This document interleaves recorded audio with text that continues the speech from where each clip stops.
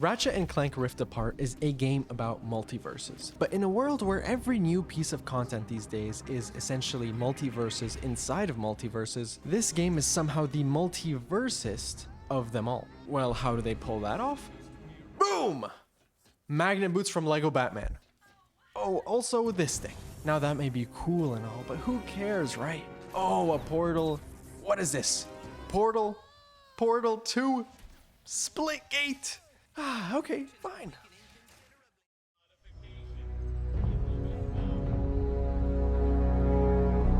Game begins. Who do we see? Of course, it's Ratchet, right? Nope. That is Rodent, but honestly, it does not matter, because that's not what catches your eye. This is. These cutscenes are amazingly directed, not only the cinematography, but the graphic style and these animations, oh my god! Yet surprisingly, these cutscenes are accompanied by some really great dialogue. I mean, it's not anything groundbreaking, but it does feel very natural. They have some great humor, but also a narrative that somehow makes you feel for almost every playable character in the game. Of course, the struggles these characters go through are not uncommon in media like this, but somehow it doesn't feel too cliche or repetitive. Speaking of repetitive, that is how I would describe this game's exploration. If I was stupid, there are so many places I try to go that I definitely should not be doing my way, and the game always lets me. It is just perfect. How do they do that? Let's see. Swinging from Spider-Man, maybe? Oh, that's fairly simple. Portal traversal. Oh, step through a portal, crazy stuff. Nope. You bring the dimension to you. Where have you seen that before? And that is not it. Dash from Hollow Knight. Wall running from Titanfall. Switching worlds, link between time.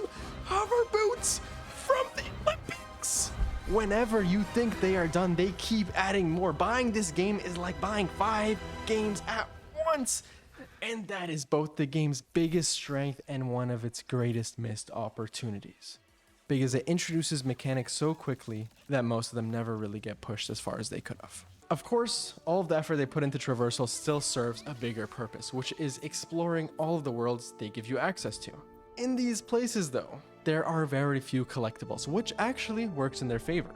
It never feels like you're collecting items just to collect items. They don't have that open world plague of adding filler just for the sake of stuff to do.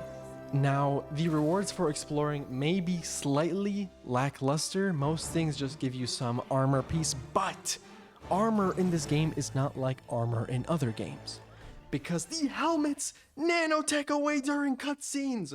What? Iron Man? Oh my god. But that is not the only way they preserve immersion in the game. Sometimes you'll play through an entire level with a brand new feature that had to be explained to your character, and then you switch to Romulus over here and I believe hitting it will either shift us to another dimension or cause us to implode. Ah. they brief them again? What? I have never seen that attention to detail. But then the game randomly breaks that immersion, when for some reason Ratchet and Rhombus over here have shared progress. I get hover boots for him, she somehow gets them. I buy a weapon for her, he materializes it out of thin air. It really was a missed opportunity to create 2 different playstyles for 2 characters. But after all that about traversal and exploration, I have yet to bring up what the game revolves around the most. No! Same as the one other game I've played in the series, they have somehow crafted the perfect box smashing simulator. But despite the goal not being to fight boxes, the enemies you fight might as well have been boxes, because these fights are incredibly easy. It's essentially a mind-numbing auto-clicker if you're on any difficulty other than the hardest one, which is fine. As long as you have an option to be challenged, it's fine. But even on the hardest difficulty, most weapons only get used because you want to level them up. They end up introducing a lot of cool ones, stylistically at least, but most of them are just sprinkler? Really? Oh, nice. An ice cube tray. Awesome. Okay. Reinhardt from Overwatch. They're just not fun to use. The damage as a whole can be interesting. The Negatron Collider with the power of 400 dying stars will be able to... Oh, I guess let's try out our starter weapon. And lastly, for all the variety in weapons and movement, the enemies and bosses really lack any. You basically fight the same 3 bosses the entire game, and the same 3 enemy groups without even one change in your playstyle. Despite its flaws, Rift Apart is still a game I had a hard time putting down. Although the traversal and presentation carry almost the entire experience, and the combat may stumble in more than a few areas, the world building and characters somehow make it easy to forgive.